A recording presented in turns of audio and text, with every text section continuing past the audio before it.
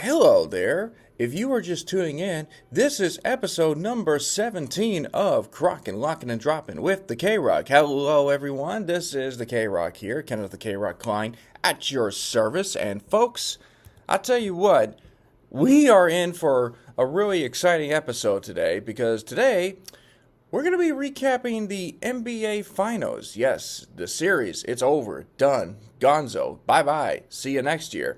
As the Boston Celtics, of course, defeated the Dallas Mavericks in 5 games. Last Game 5 victory was a final score of 106-88. And I'm going to be giving my thoughts about this NBA Finals and whether or not this really was a really fair matchup or whether Boston was just a better team no matter who they were going to be playing in the NBA Finals as well. I'll also be giving out my thoughts on some previous matchups, a recurring trend that I seem to have noticed over the last couple of years, and whether or not there should be some changes to the NBA Finals situation here, so that way we would have a fair and competitive NBA Finals matchups, because you got to remember, the last 2 NBA Finals matchups we've had not quite have gone the way that we would have liked to anticipate it. Both series ended up with the 5-game victories by the more dominant teams as well, so I'm going to be talking about that as of this moment. And I'm actually going to be doing a top 10 list or something to that effect. I'm going to be doing the top 10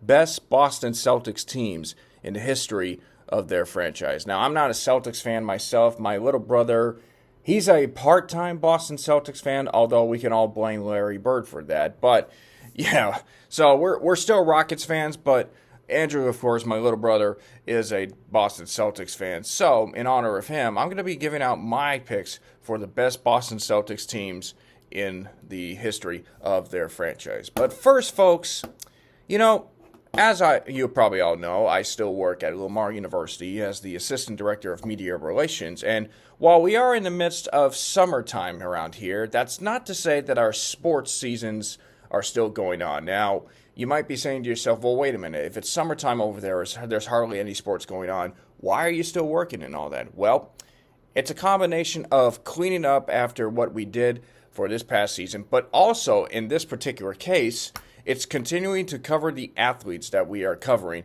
here at Lamar University. And the reason why this is a big deal is because, as we all know, 2024 is an Olympic year, and the Olympic Games are going to be in Paris, and we actually have 2 athletes that are going to be competing in the United States Olympic trials up in Eugene, Oregon at Hayward Field on the campus of University of Oregon. We have Kenson Tate, who is going to be our long jumper, and he's probably been our best athlete throughout this entire season. He was a conference champion, both indoor and outdoor. He actually reached the NCAA national championships in both indoor and outdoor seasons in the long jump competition. So we are very happy for him with that. And we also have Chloe Rodriguez, who is a 400-meter hurdles participant. So we're very excited for her. She also won the conference championship and actually qualified for the NCAA West Regionals. So we're excited to have those 2 athletes continue on, and hopefully we get maybe one, if not both of them, to make the U.S. Olympic team. And it's going to be real interesting because a lot has to go right for them. For starters, they both need to finish in like the top 3, but I also think there's like a set standard that they can get to, even if they don't make it. I think there's like a certain mark or a certain time that they have to reach to qualify automatically, but I could be wrong in that sense, but it's almost like there's a cut line in golf, you know, like after 2 rounds. If you don't get past this certain point, then you're not competing in rounds 3 and 4. So, you know, it is what it is. But very excited to have those 2 compete in the upcoming U.S. Olympic trials. And it's kind of funny because I wasn't a track and field guy. Like, I never consider myself as such, but I used to participate in like track meets growing up as kids. And I'll tell you a funny story.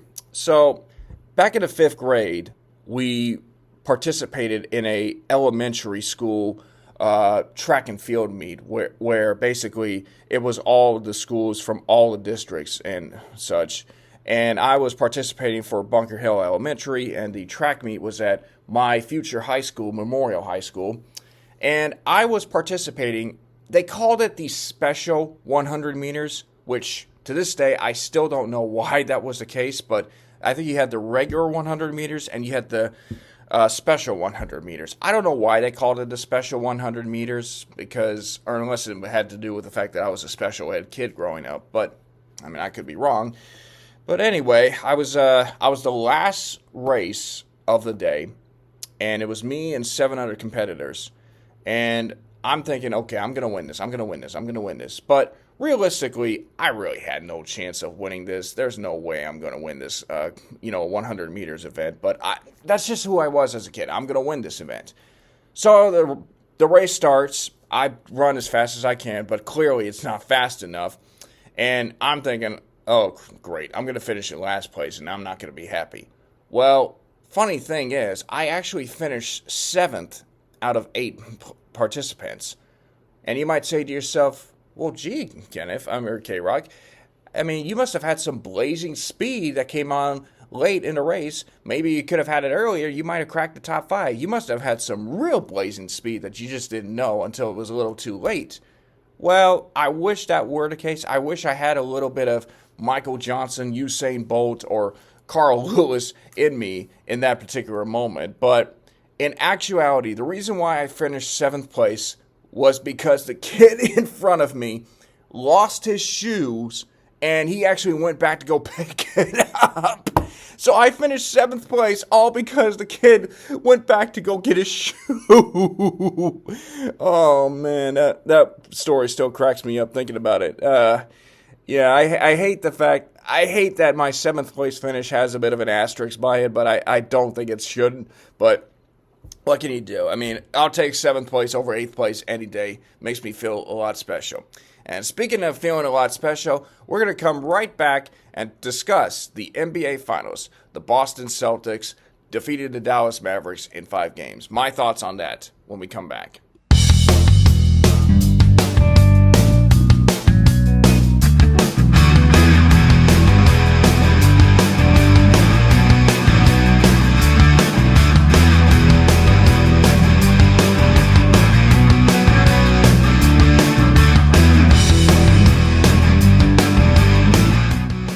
NBA Finals is officially over.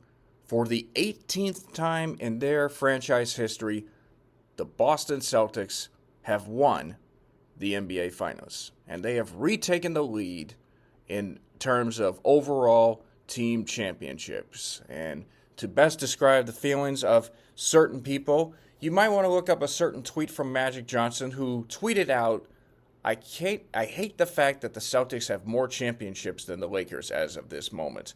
So clearly, the Celtics now have retaken the lead, 18-17, in terms of all-time championships. But congratulations to the Boston Celtics. They clearly showed that they were the better team in this entire series, and they definitely deserve to win.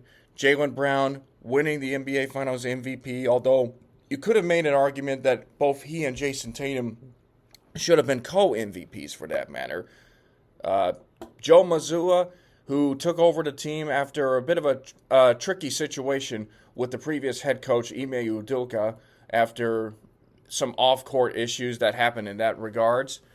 He finally gets an NBA championship, although I would say that he definitely has to be fortunate to have that team in place to win this NBA championship in the situation. But then you had a guy like Drew Holiday, who came off the bench in a critical point in Game 2, put up some very good numbers, a guy that might have been considered for NBA Finals MVP. And then, of course, you have Al Horford, who had played in more NBA playoff games than anyone in the history of the NBA without winning a championship until last night, as of this podcast. Al Horford, finally an NBA champion. He deserves it, and he is going to remember this moment for the rest of his life. And I can't believe I'm saying this, and I know a lot of people are going to be surprised, but as of right now, the NBA player that is currently the active leader in the most amount of playoff games played without winning a championship, James Harden, 166 to be exact as of this season. So right now the pressure is on James Harden, unfortunately, but we'll see what happens in that regard. So, the NBA Finals is over. A 5-game series, which kind of, to be honest, almost felt like a sweep. Now, Boston did win the first 3 games of the series. They lay an egg in Game 4, but by that point, I think everyone had kind of accepted the fact that this series was over. It was just a matter of delaying the inevitable, which the Celtics went back home, and they were able to finish out the series there. So, but now fans are, let's just say the fans are not too happy about this. Unless you're a diehard Celtics fan, you are not happy with the way this finals played out. Because entering this finals, you expected to have 2 great teams going against each other. Sure, the Dallas Mavericks were the 5 seed, but the way they played throughout this entire playoff series, they deserve to be better than a 5 seed. Luka Doncic, Kyrie Irving carrying the teams, and you figured, okay, if those 2 get going, then it's going to be a series. Like, Boston's a great team, but it all depends on if Luka Doncic and Kyrie Irving continue to play like they did throughout the entire playoffs run that they had to this point. Yet Boston's defense shut them down. I mean, I remember that stat. Kyrie Irving, after 2 games, he had like 14 points per game, while Luka had like 31, and that wasn't going to get it done.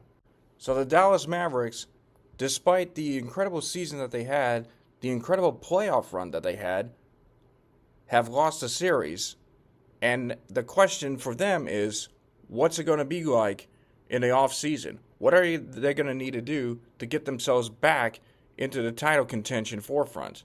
Because I'll tell you what, next year in the Western Conference, it's going to be hard. Because the Western Conference is still loaded with all these stacked teams. Denver is still a threat. Minnesota is now a threat. Oklahoma City is now a threat. And then you also have to look out for the teams that are not exactly on Dallas's level, but certainly teams that will be huge threats in the big future for them. But clearly, they have the right identity.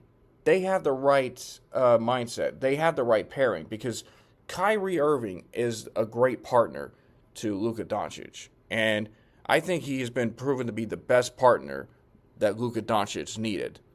Because Doncic, for his time, has been compared to, I don't want to say compared to James Harden, but the fact that he has been a scorer carrying the team on his back, which sometimes can take a load off of other squad, and it can be too much. That definitely leads to catastrophic results. Now, I'm not saying he had a bad NBA Finals. He was outstanding in this NBA Finals, but when you're the only one that's really doing much of anything, and none of the other guys have really stepped up in the critical moments that they needed to, it's hard to win a series all by yourself. But then again, that's true with just about everybody. I mean, the Boston Celtics, they had 4 guys in one game score 20 points. That's instrumental. And unfortunately for Luka Doncic, he's going to need to have to accept the pressure of trying to win a championship for the Dallas Mavericks, especially with his partner Kyrie in town. Now, Kyrie Irving, we talked a little bit about this, but the fact that he hadn't really been successful against the Boston Celtics ever since the incident where he stomped on the logo when he was with the Brooklyn Nets, yeah, he's had some bad luck. And he did end up breaking a losing streak against the Celtics in that moment, but obviously he has since lost to the Celtics at that moment. So the fact is, the Dallas Mavericks, they earned the right to be in the NBA Finals, but at the end of the day, the Boston Celtics were just better. And you cannot argue it. The Celtics clearly were the best team throughout the entire Eastern Conference and the entire NBA. 64 wins. I mean, there's really no shame in saying that you lost to the better team. Now, the Celtics, there are some people that are still really upset over the fact that Boston had it easy for them. In other words, basically, every NBA Finals or every playoff series, there's been a major injury to a player on the opposing team. And that's the kind of stuff that rubs me the wrong way because, look, I don't care if a player gets injured. Show up with the guys you have, try to stop them. Now, if the players weren't injured, would Boston have gotten to the NBA Finals with only 2 losses? Probably not. I think one series might have gone 7. I think another might have gone 6. But bottom line is the Celtics were the better team. And people that are saying, oh, that's too easy, they had no problems with that. Give me a break. You're just salty because your team didn't make it. What would have happened if you had been that team that had the easy path? I'm pretty sure you would take it. I'm pretty sure you would rather take it the easy way than go through this adversity and struggles and all that. Although that would be worth it if you do end up winning the championship throughout the entire season. But the Celtics won. They earned the right to get there. And as a result, they are now the reigning NBA champions. And that brings me to an interesting point. The last couple of years, the NBA Finals has been, I don't want to say boring, but it hasn't really been tremendous, well-played basketball. I think everybody expects there to be a great series, whether it goes 6 or 7 games, depending on how you look at the matchups. And we thought that was going to be the case for the last couple of years. I know this much. My colleague on my other podcast, Two Pals on a Pod, which you can also listen to on Spotify, Buzzsprout, and Apple iTunes, I know that my colleague, Mark T. Robinson, he picked the underdog over the last 2 seasons. Last year, he had the Miami Heat winning the NBA championship. I picked the Denver Nuggets. This year, even though we didn't have an episode out because of reasons beyond my control or beyond his control, for that matter, he picked the Dallas Mavericks to win the series in 7 games.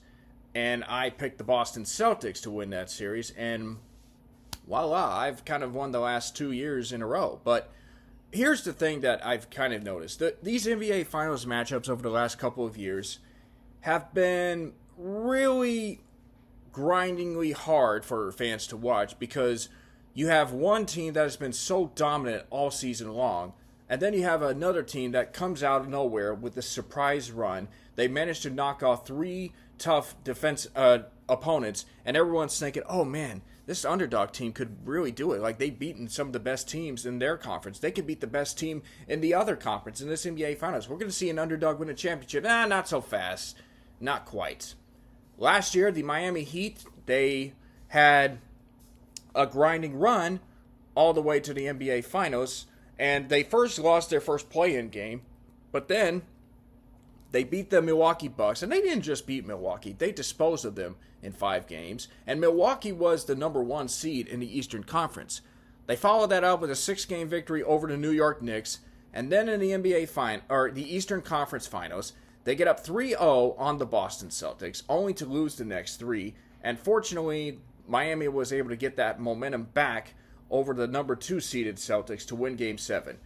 But you then go up against the Denver Nuggets, who in their playoff run, they knocked off the Los Angeles Clippers in 5, were tested by the Phoenix Suns, but came away victorious in 6, and then swept the LeBron James Los Angeles Lakers. So you think to yourself, okay, Denver and Miami, Denver might be well rested, whereas Miami might be still tired. I mean, it should be an interesting series, but unfortunately, Miami lost in 5 games to the Denver Nuggets. Now let's look towards this year's NBA playoffs. The Dallas Mavericks started as the number 5 seed, and their first round opponent was against the Los Angeles Clippers, a familiar rival. That series goes 6, Dallas wins in 6. Next up is the Oklahoma City Thunder, who best team in the Western Conference, but you had to think that Dallas was going to find a way to win that series because Oklahoma City was just too young of a team at that stage, and they did so. Dallas won in 6 to advance to the Western Conference Finals, where they are going up against the Minnesota Timberwolves, a team that shocked everybody by beating the defending champion Nuggets. And that series had all the makings of a great classic, but it never turned out to be that way. Dallas won in 5. So now they're in the NBA Finals going up against the Boston Celtics. And we talk about the struggles of some NBA teams going to win championships, that they're being tested and everything. But we talked about how much Boston's run was. Beat Miami in 5, beat Cleveland in 5, sweep Indiana. So you lose 2 games on your way to the NBA Finals. And you're talking about two teams that are pretty evenly rested and waiting to win their championships or go out there and play a series. And you're thinking it's going to be a classic series. Well, Boston kind of showed everyone that it wasn't to be that way. And in the end, the Celtics won the championship. And I'm looking at this, and I'm the playoffs here, and I'm saying to myself, could there have been a better matchup for Dallas than Boston if that had been the case?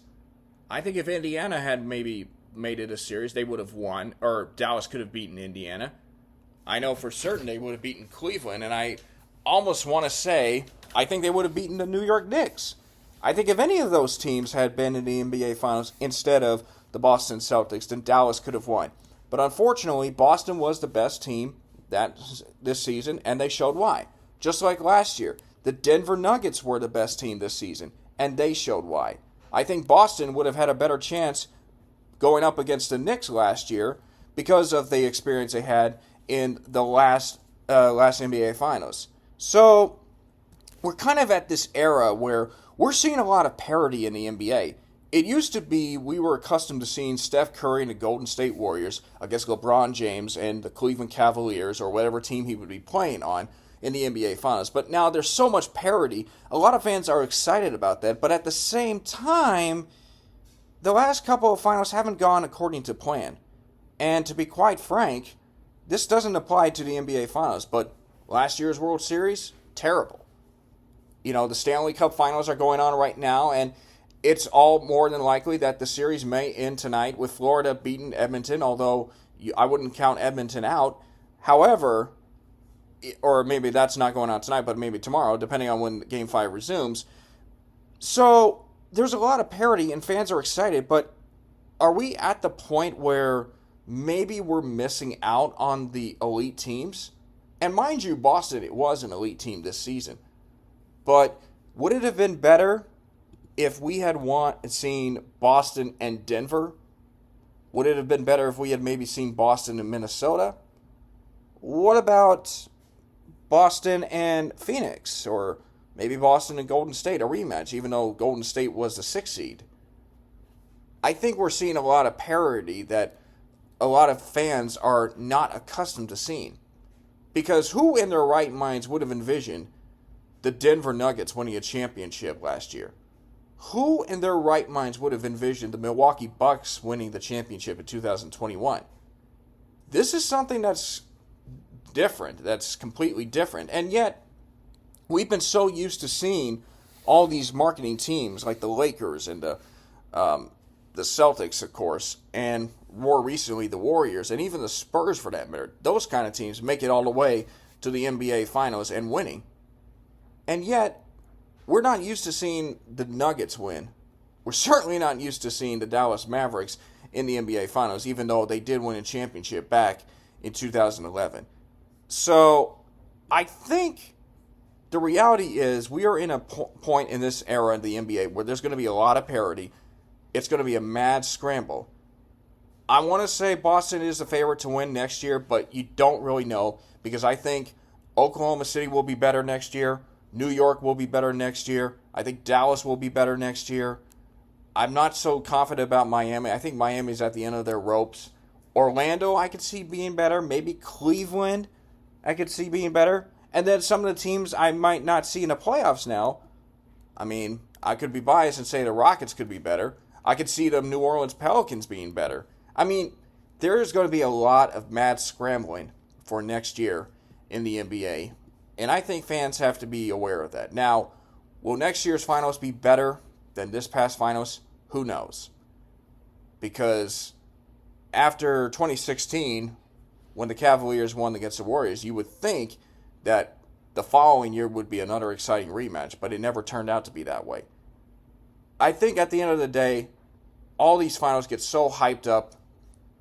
When it doesn't live up to the hype because one team is dominating the other, it just tells you one thing. That team that won was a much better team and should go down as one of the greatest teams to ever play this game. And speaking of great teams to play this game, I said earlier I was going to do a top 10 on the greatest Boston Celtics teams of all time, But I'm going to change my mind, and I'm actually going to do a top 5 Boston Celtics teams of all time. So with that being said, we'll be right back as I count down my top 5 greatest Boston Celtics teams of all time.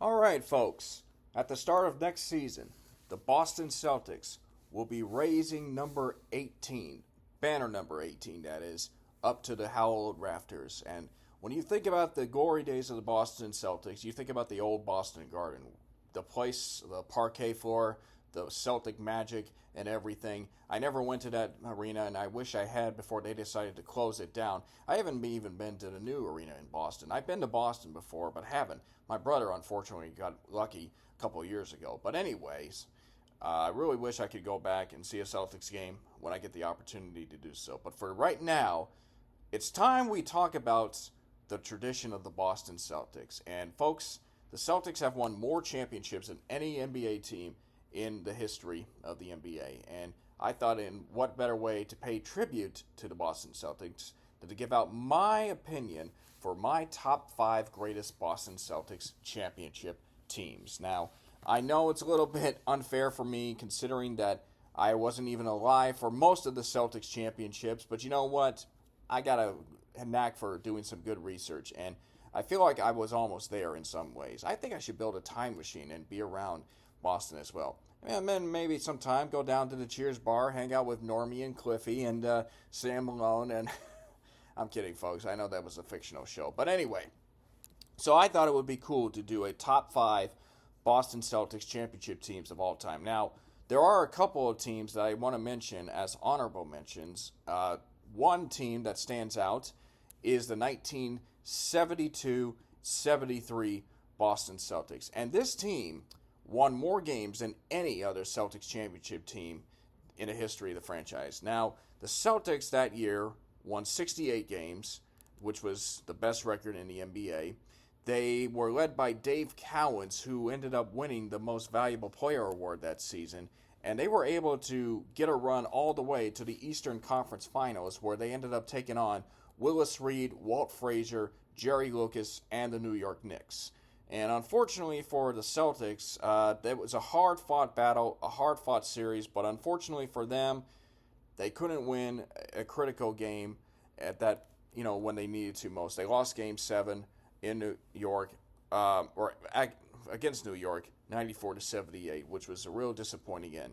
Fortunately, though, Boston would win the championship the next year, and then 2 years later, my other honorable mention team, the 1975-76 Boston Celtics team, is on there. Now, they didn't win. Now, they only won 54 games, which was weird in a pretty weak Atlantic Division that they were in. Even though it was an 8-game difference between them and Philadelphia, they still finished with the best record in the Eastern Conference, and they managed to get all the way to the NBA Finals. In fact, they actually won their 2 series, one against the Buffalo Braves in 6 games, and then they ended up beating the Cleveland Cavaliers in 6 games just to reach the NBA Finals, where they took on the Phoenix Suns.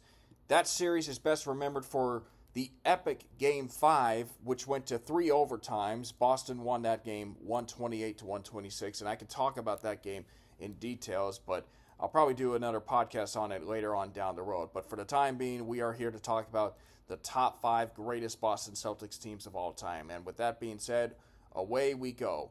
Starting our countdown at number 5, it's the 1983-84 Boston Celtics team.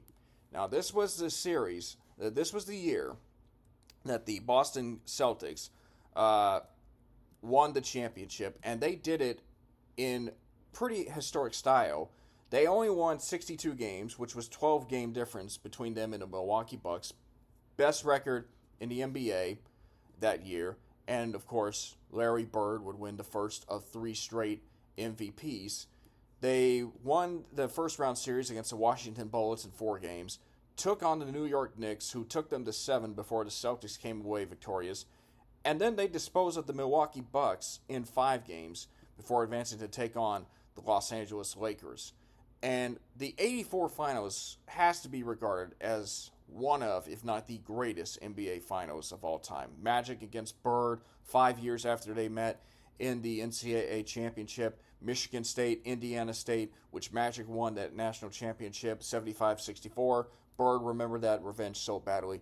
And that was a series that had everything. It had costly Laker mistakes. It had dramatic clutch baskets from the Celtics. It had a massive brawl. Well, not quite a massive brawl, but on the cusp of a massive brawl. It had a true finals that went all the way to 7 games in which the Celtics won 111-102. And the reason why I put this Lakers or Celtics team down as my number 5 team is because I felt like that series was what really was a turning point in the NBA, because the NBA was going through some rating struggles at that time. It was college basketball, it was football, and then it was everything else. They had a lot of negative repercussions going on at that time, particularly in the 1970s, in which they ended up having to battle with the ABA, and then there were some drug issues and a number of fights and this and that. Here comes Magic and Larry getting drafted in 1978-79, and together the two of them would be able to turn this basketball NBA around. Before you know it, we had Michael Jordan come into the picture, we had Patrick Ewing, we had Elijah One, we had Wilkins, Isaiah Thomas. You know, the NBA really turned a corner to where it started this new renaissance up after the 1984 NBA Finals. It was a rating success, and for Boston to be the winners of that series, truly a remarkable achievement. I think that Celtics team, when I look at most of the top 10 lists, that team doesn't really get talked about as much, even though most fans might think of it as, oh, the only reason why you say this is because they beat the Lakers in 84. Well, yeah, duh. That's why I have them on there, pal. So go figure. But anyway, 83-84 Celtics are my number 5 team. At number 4, I have one of the Russell teams. I have the 1964-65 Boston Celtics team. Now, that year, the Celtics won 62 games, but they lost 18. So they only played 80 games back in those days. But that team, it was at the peak Bill Russell, John Havlicek, who was a young guy coming in, Sam Jones and everything. Here's why the Celtics are that year are number 4. Their defense led the league in points allowed per game. You had 7 players in the top 20 of defensive win shares rankings, and Bill Russell was the league leader in rebounds, averaging 24.1 rebounds per game. I kid you not, 24.1 rebounds per game. How many times have you seen a guy grabbing 24 boards a game or so? Like, it's insane. I mean, Bill Russell by no means was an offensive scorer, but he was a real dominant force in the defensive side. He was okay with being the leader, the guy that started offenses by grabbing rebounds. He would turn defense into offense. And sure enough, Bill Russell is without question the best winner in the history of the NBA to that point, and certainly a guy that's the top 5 player.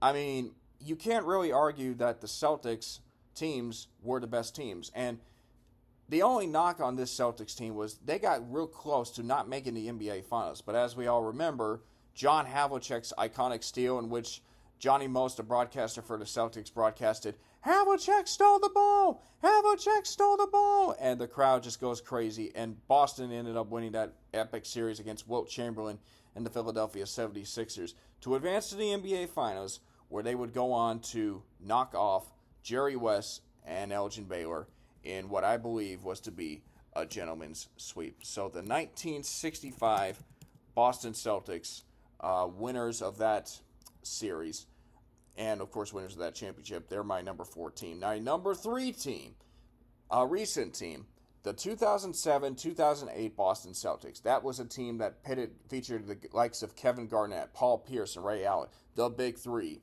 You then had 4 guys in the top 20 in the defensive win share. And their 66 wins is the 3rd best mark in franchise history. 66 wins. That is insane. What a remarkable year for that Celtics team. They were actually the worst team the year prior. They wanted to come in and they wanted to say, we want to win a championship. So they bring in Kevin Garnett, they bring in Ray Allen to join Paul Pierce, and that trio went on this incredible run and had this incredible season. Now, they did have a couple of tough playoff series. The first series against Atlanta went 7 games, even though it probably shouldn't have gone. The second series was against Cleveland when LeBron James was there. That series also went 7. Paul Pierce would outduel LeBron James in that 7th game.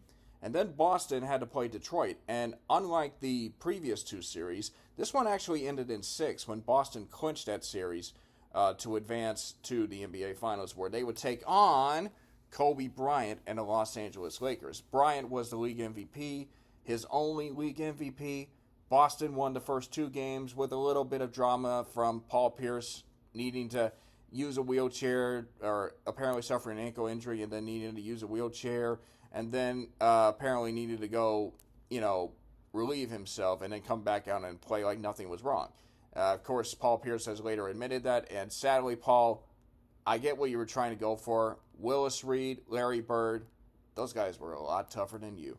But in Paul Pierce's defense, he was named the NBA Finals MVP that season. And, of course, that Celtics team did pull off the biggest finals comeback in a Game 4 when they were down by a large margin, and they were able to rally back to win Game 4, which was a pivotal game. They ended up going up 3-1 and then clinched the series with a butt whipping in Game 6. So the Celtics, of course, won that championship. And believe it or not, that actually happened on June 17th of 2008. So there was a 16-year difference between the championships, between the 2007-2008 Celtics and my number 2 team, the 2023-2024 Boston Celtics. I mean, we can talk about this team for ages. This team went 80-21. If you took all the games of the regular season and the postseason, they won 64 games plus 16 more and lost 3, so 80-21. That's the 13th best record in NBA history. The Celtics team had the 5th best point differential in NBA history, and which they only trailed the 71 Milwaukee Bucks. I think it was 10.7 on average. 10.7 points per game, which was behind the 71 Bucks, the 2017 Warriors, the 96 Bulls, and the 72 Lakers. They won 19 games by more than 25 points, and that included 2 in the playoffs. And they're the 4th team in the last 28 years for which they were number 1 or in top 3 in both offense and defense. They were the number 1 offense, and they had the number 2 defense, which is truly remarkable. And they also had averaged 122.2 points per 100 possessions, and that it was during the regular season, and that is the highest mark in NBA history. Now, we could talk about who was the better player, Jason Tatum, Jaylen Brown. I mean, it's debatable. Jaylen Brown did win the NBA Finals MVP, and he deserved it, though I could think you could have co-MVPs for that final series. So either way, it was a true dominant performance, and the Celtics, of course, lost 3 playoff games that season, postseason, including 1 on the road. So, but the Boston Celtics, of course, that team, 2023-24, it's going to be remembered as one of the best teams of all time. However, I think that when it comes to the Celtics, there is one team that stands out in their franchise history, and that is the 1985-86 Boston Celtics team. I don't know if there's anything more I need to say about this team other than 2 numbers, 40-1. That is the home record for the Boston Celtics at their Boston Garden for that season. They lost 1 game to the Portland Trailblazers, I might add, but they lost 1 game at home the entire season. They didn't lose a game in the playoffs. They only lost 3 games on the road in the playoffs, once to the Atlanta Hawks and 2 to the Houston Rockets in 1986. Now, the Celtics kind of got a little fortunate in 86 because they were denied the opportunity to get a rematch with Magic Johnson and the Lakers because the Lakers were upset by the Rockets thanks to Ralph Sampson hitting that clutch shot. And I think one of the reasons why the Celtics were so dominant in that postseason leading up to the finals or in the finals was that they faced off against a very young Rockets team with Elijah and Sampson. But you have to wonder if Magic and the Lakers did make it to the NBA Finals, what would the series have been like? Would it have gone 6 games or would it have been 7? I mean, we'll never know for sure. But the Boston Celtics that year were just remarkable. And it is kind of tragic in a way when you think about it because that was the last championship of Larry Bird and the Celtics. The next year, they were looking forward to go back. They drafted Len Bias, who was expected to be the successor to Bird. 2 days after he was drafted, Bias passes away from a drug overdose. The Celtics get injured. They manage to get back to the finals, but they lose to Magic and the Lakers. Bird's back started to kill him, and the Celtics team was just never the same after that. And during the 1990s, they just went into mediocrity. And Larry Bird, I think, certainly could have maybe won another championship if his back had not been bothering him as much. But again, we'll never know. But one thing is for sure, that Celtics team, in my opinion, and I'm sure a lot of Celtics fans, past and present, would definitely agree that 85-86 Celtics team is the best team in the history of the Boston Celtics. So if you're a Boston Celtics fan, let me know what exactly you think. Do you agree with my list? Do you think the 85-86 Celtics are the best team in NBA Finals or in the Boston Celtics history? Or do you think there's another team? Do you think it's this year's team? You let me know in the comments below on my YouTube channel, or just let me know in general. You can also follow me on my Twitter account at KRock1991. And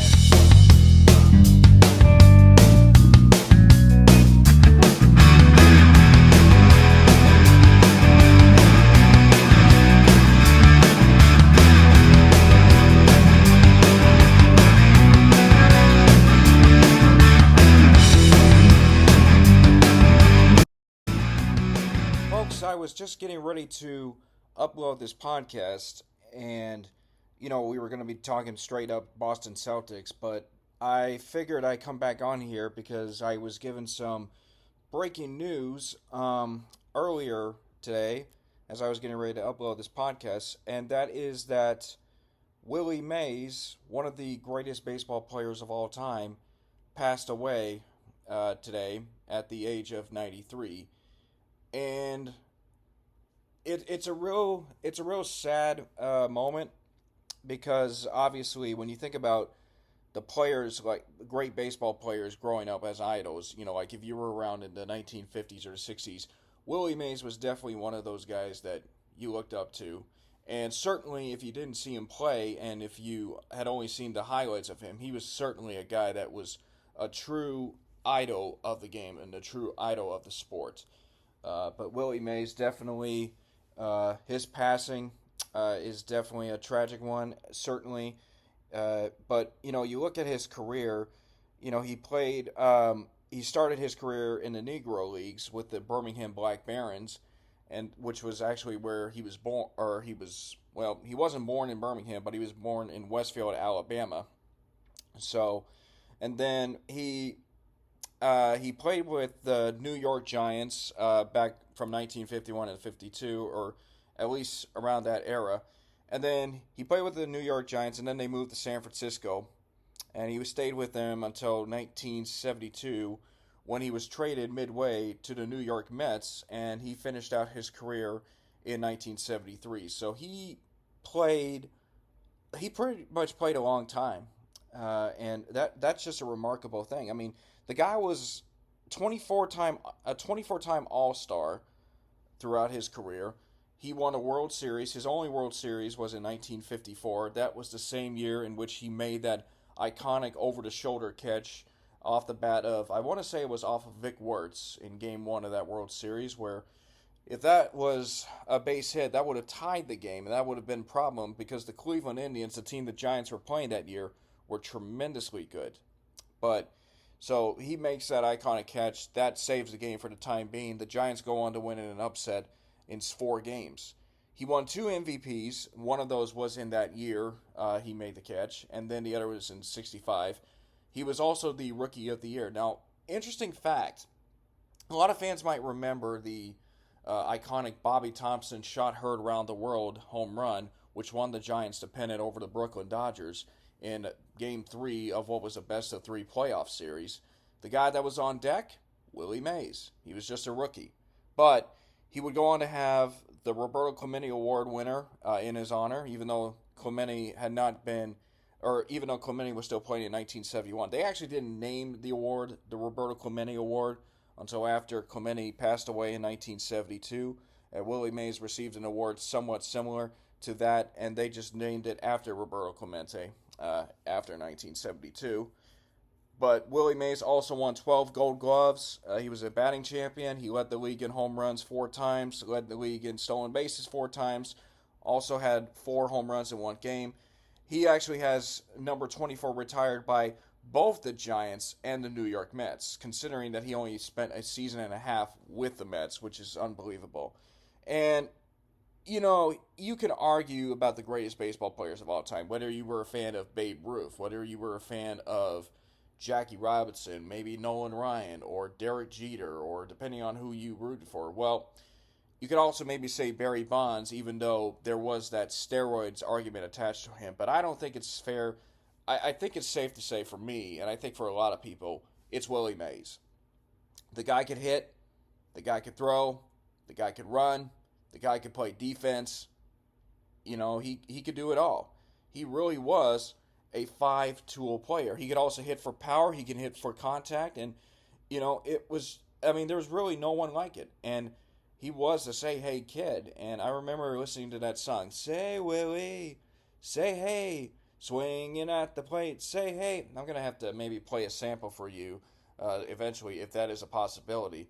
So, as far as I'm concerned, Willie Mays, to me, is the best player of all time, or was. I only wish I would have gotten a chance to, meet him or see him play in person, even though he retired after about 18 years before I was born. So it is kind of a bit of an emotional moment. And it's kind of been an emotional week, or last couple of weeks, because Jerry West, another great player, passed away. And it's really sad. But, I think we're at the point now where we're starting to see the golden age, the golden generation of the athletes that we looked up to start to fade away. And, I mean, eventually our time's going to come, but, it's just so sad to see these role models, these icons, heroes, and especially a guy like Willie Mays, who had to overcome a lot with the racism that he had to deal with, considering that he used to play in the Negro Leagues. And when he started playing baseball, there was still a little, I don't want to say there was a little bit of disrespect for the black baseball players, because there was still some of that going on even after Jackie Robinson first made an appearance. But, he truly was a great baseball player, a great icon. And, man, I mean, it is a very emotional time. So I just wanted to come on here and give my thoughts and condolences to Willie Mays' family, to the San Francisco Giants, an organization I have great respect for, and also to everyone that knew him and got to appreciate what he did as well. We truly have lost a great legend in baseball. So Willie Mays, you will be missed. Rest in peace. And all I got to say is, say hey to the heavens, Willie. So that is going to conclude this episode of Krocking, Locking, and Dropping. Thank you very much for tuning in, and I will see you guys next time on my YouTube channel, or Spotify, or Podbean. So until then, let's end this on a little bit of a positive note. Here's a song, Say Hey, Willie Mays. Say who? Say Willie. Say hey. Say who? Swinging at the plate. Say hey. Say who? Say Willie. That giant kid is great. When he hits the ball, it's long gone man. Hits it farther than can't begin. Swings the bat like a little lead pipe. When they reach the ball, it's overripe. Say hey. Say who? Say Willie. Say hey. Say who? Swing it at the plate. Say hey. Say who? Say Willie. That giant kid is great. He runs the bases like a choo-choo train. Swings around second like an aeroplane.